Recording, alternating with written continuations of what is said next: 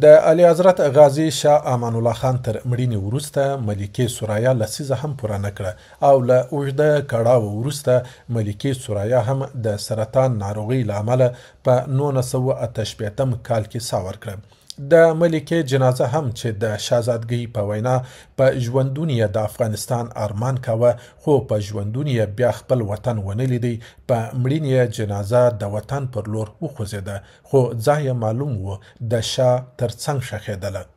له دې پیښې سره شهزادګۍ هندیه د لومړي ځل لپاره افغانستان ته ستنېده او په الوتکه کې د مور د جنازې ترڅنګ ناسته وه.